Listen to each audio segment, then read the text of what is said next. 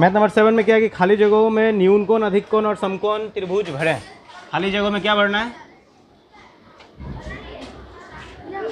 खाली जगहों में समकोण, न्यून कोण और अधिक कोण त्रिभुज भरें। त्रिभुज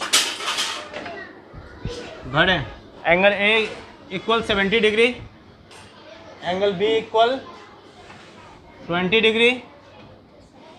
तो सबसे पहले क्या करना है यहाँ पे? सबसे पहले हमको एंगल सी का वैल्यू निकालना है। एंगल सी का वैल्यू कितना होगा? तो सब क्या बताए थे इस मैथ को आपको? सबसे पहले एंगल ए में कितना है? 70। तो लिखेंगे 70 degree plus 20 degree equal 90 degree. अब जानते हैं कि त्रिभुज के तीनों कोणों का योगफल कितना होता है? 180 डिग्री। कितना होता है? 180। तो अब क्या करना है आपको? 180 डिग्री में से ये 90 डिग्री को घटा देना है। तो कितना बचेगा आपके पास?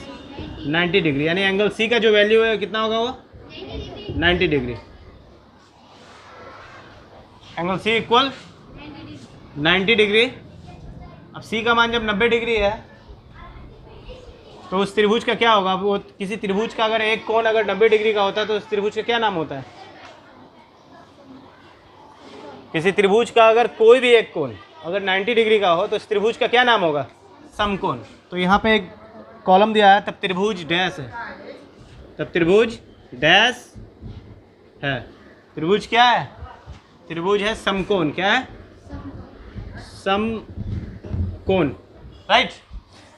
चलिए मैथ नंबर इसी तरह से मैथ नंबर 7 का और भी जो मैथ है उसको आप लोग बना लेंगे। मैथ नंबर 8 में देखेंगे, निम्नांकित आकृतियों को देखकर खाली स्थानों को न्यून कोण। देखिए इस आकृति को देखकर,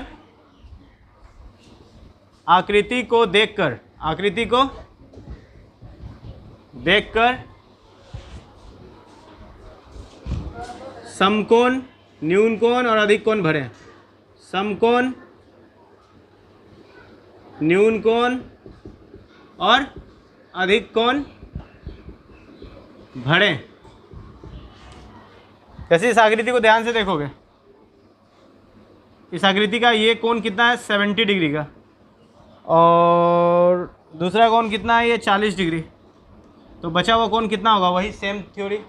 क्या करना है? पहले 70 degree plus 40 degree equal 110 degree और फिर नीचे लिखना आपको 180 degree minus 110 degree equal 70 degree, यानी 70 डिग्री बच गया। कितना बच गया? तो ये जो एंगल थर्ड एंगल है इसको कितना देंगे आप? 70 डिग्री। यानी किसी त्रिभुज का तीनों कोण को आप ध्यान दें, इस त्रिभुज का तीनों कोण 90 डिग्री से कम है। तीनों कोण जो है 90 डिग्री से कम है। तो इस त्रिभुज का क्या नाम होना चाहिए? एग्जैक्टली न्यून कोण। क्या होना चाहिए? न्यून कोण। इस त्रिभुज का कोई भी कोण ऐसा नहीं है जो 90 से ऊपर है, सब 90 से 90 डिग्री के नीचे, इसलिए इस त्रिभुज का नाम होगा न्यून कोण। न्यून कोण त्रिभुज। ठीक है। चलिए मैथ नंबर 8 इसको नोट कर लीजिए आप।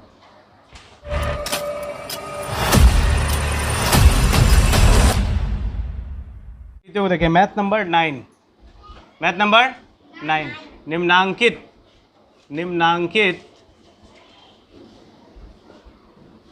आकृति को, निम्नांकित आकृतियों को देखें, आकृतियों को देखें और खाली जगहों को भरें। खाली जगहों को भरें। खाली जगहों को भरें। ठीक है। तो इसमें ध्यान दीजिएगा, जैसे इस आकृति को देखिए,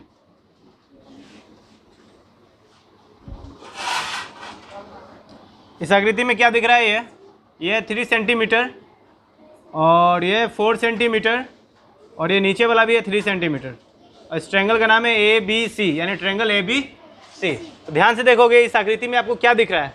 इस आकृति में ये दिख रहा है कि इस ट्रायंगल का जो एक साइड है AC, यानी एक भुजा जिसका मेजरमेंट है 3 सेंटीमीटर। कितना है? और नीचे एक भुजा है AB जिसका मेजरमेंट है 3 सेंटीमीटर। तो डिफिनेशन कल पढ़ाए थे आपको कि किसी त्रिभुज की दो भुजाएं बराबर हो, दो भुजाएं बराबर हो, तो ऐसे त्रिभुज को कौन सा त्रिभुज कहते हैं? समद्विबाहु। क्या बोलते हैं? समद्विबाहु, यानी जिसकी दो भुजाएं बराबर हो, समद्विबाहु त्रिभुज। समद्विबाहु त्रिभुज यानी इस त्रिभुज की दो भुजाएं बराबर है। कौन कौन सा? AC और AB। AC equal 3 centimetre and AC equal 3 centimetre and AB equal 3 centimetre. यानी दोनों ही भुजा बराबर है, दोनों ही भुजा बराबर है, इसलिए इस त्रिभुज का क्या नाम होगा? समद्विबाहु, समद्विबाहु त्रिभुज, समद्विबाहु त्रिभुज। राइट। मैथ नंबर 10 पे ध्यान देंगे। हम हर एक मैथ का डेमो क्लास दे रहे हैं, ठीक है? उस मैथ को समझा रहे हैं, बस आप एक मैथ को समझकर दूसरा तीसरा मैथ बना लीजिएगा घर पे। मैथ नंबर 10, यदि त्रिभुज ABC में, यदि त्रिभुज ABC में, त्रिभुज ABC में AB बराबर BC बराबर AC, AB बराबर BC बराबर AC बराबर 4 सेंटीमीटर, बराबर 4 सेंटीमीटर, तब त्रिभुज ABC, तब त्रिभुज ABC डैश त्रिभुज होगा, डैश त्रिभुज होगा। इस मैथ को थोड़ा ध्यान से समझोगे, फिल इन द ब्लैंक्स को। यदि त्रिभुज ABC में, चलो एक फोटो बनाते हैं त्रिभुज ABC का। राइट। सपोज ये ABC एक ट्रायंगल है, ABC। क्या क्या इंस्ट्रक्शन है, इंस्ट्रक्शन पे ध्यान दें। AB equal BC, AB equal BC, यानी AB कौन सा AB? ये वाला है AB, और ये BC, ये दोनों क्या है? बराबर है। क्या है? बराबर है। उसके बाद फिर एक लाइन और लिखा हुआ है, and BC equal AC, BC equal, यानी BC ये वाला और AC ये वाला, ये दोनों भी बराबर है। इसका क्या मतलब है? और बराबर लिखा है 4 सेंटीमीटर, इसका मतलब क्या है? AB equal BC and BC equal AC, यानी AB और BC बराबर है, और BC और AC भी बराबर है। तो इसका मतलब क्या है? इसका मतलब है कि AB के बराबर जब BC है और BC के बराबर जब AC है, इसका मतलब ये हुआ कि AB और AC भी बराबर है। समझ आ रहा है? यहाँ पे ध्यान दोगे, जैसे ये अगर मैं बोलूँ कि ये और ये बराबर है, ये दोनों बीच वाला क्या बराबर है? सपोज ये 4 सेंटीमीटर है, ये भी 4 सेंटीमीटर है। सेकेंड बात मैं बोलूँ ये कि ये लाइन और ये लाइन भी बराबर है, यानी ये लाइन अगर 4 है तो ये भी लाइन 4 होगा, इसका मतलब। तो जब ये लाइन और ये लाइन बराबर है और ये बराबर है, दैट मीन्स ये दोनों लाइन भी आपस में बराबर होगा ना? है, देख लो 4 सेंटीमीटर ये भी है, 4 सेंटीमीटर ये भी है। जब किसी त्रिभुज का दो भुजा बराबर है, ये और ये बराबर है, और इसके बराबर फिर वो है, तो इसका मतलब AB और AC ये दोनों भी बराबर होंगे। और इक्वल कितना लिखा है? 4 सेंटीमीटर। इसका मतलब ये हो गया कि AB बराबर BC, यानी AB बराबर BC एंड BC बराबर AC, यानी BC बराबर AC। इसका मतलब हो गया कि इस त्रिभुज की तीनों भुजाएं 4 4 4, यानी तीनों भुजाएं ही बराबर होगी। और इक्वल लिखा हुआ है 4, यानी सारे भुजा जो है 4 4 4 होगा। ये भी 4 सेंटीमीटर, ये भी 4 सेंटीमीटर, ये भी 4 सेंटीमीटर। जिस त्रिभुज की तीनों भुजाएं बराबर होती है, उस त्रिभुज का क्या नाम होता है? समबाहु त्रिभुज। क्या नाम होता है? समबाहु त्रिभुज। Is that clear? सही समझ में आ रहा है ना ये? चलिए इसका एक और हम मैथ बता रहे हैं। यदि त्रिभुज ABC में, मैथ नंबर ख, यदि किसी त्रिभुज, यदि